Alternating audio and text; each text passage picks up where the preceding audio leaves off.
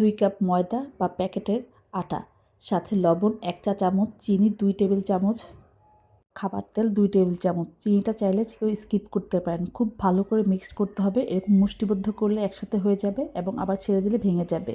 অল্প পানি দিয়ে একটি সফট ডো তৈরি করে নিতে হবে।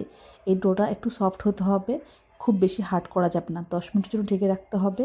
10 মিনিট পর ভালোভাবে ডোটাকে একটু ময়ান করে নিয়ে 5টা লেচি কেটে এক্সট্রা ময়দা ছিটিয়ে রুটি বেলে নিয়েছি। এখানে সবগুলো রুটি একসাথে বেলে নিয়েছি। সামান্য পরিমাণের খাবার তেল দিয়ে শুকনো ময়দা দিয়ে ভালো করে মিক্সড করে একটার পর একটা রুটি আমি এভাবে সেম প্রসেসে করে রেখে দিয়েছি।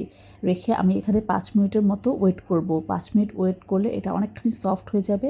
আপনার রুটি বেলতে সুবিধা হবে, না হলে এটা রাবারের মতো বাড়বে এবং কমবে। এগুলাকে আমি আবার ফোল্ড করে নিয়েছি। ফোল্ড করে শুকনো ময়দা দিয়ে ভালো করে বেলে নিচ্ছি। এখন এখানে বেশি একটা ময়দার প্রয়োজন হয় না। বড় আকারের রুটি বেলে নিয়েছি, চারপাশ দিয়ে সুন্দর করে কেটে নিয়েছি দেখার সৌন্দর্যের জন্য। এখন আমি এগুলাকে ছোট ছোট করে 4 কোনা করে কেটে নেব। আমি মিনি বিফ প্যাটিস তৈরি করব, সেজন্য আমি এরকম সাইজের করে নিয়েছি। আপনাদের পছন্দ অনুযায়ী শেপ করে নিতে পারেন, তবে মিনি সাইজগুলো দেখতে অনেক কিউট লাগে। আমি এখানে কিমার মিক্সড নিয়েছিলাম, সাথে আলু দিয়ে একটা পুর তৈরি করে নিয়েছি। ওটা দিয়ে ভালো করে সিল করে নেব একটু হালকা পানি দিয়ে, যাতে এটা না খুলে যায় ডিপ ফ্রাই করার সময়। এখন সুন্দর মতো সবগুলো সিল করা হয়ে গেছে। চাইলে ওভেনে বা চুলায় বেক করতে পারেন, বাট আমি এটাকে ডিপ ফ্রাই করে নেব। চুলায় পর্যাপ্ত পরিমাণে তেল দিয়ে মিডিয়াম আঁচে ফ্রাই করে নেব। একটু সময় নিয়ে ভাজতে হবে, তাড়াহুড়া করলে ক্রিস্পিটা বেশিক্ষণ থাকবে না। পছন্দ অনুযায়ী কালার হলে উঠিয়ে নেবেন। আমি আরেকটু ডিপ ফ্রাই করে নিচ্ছি।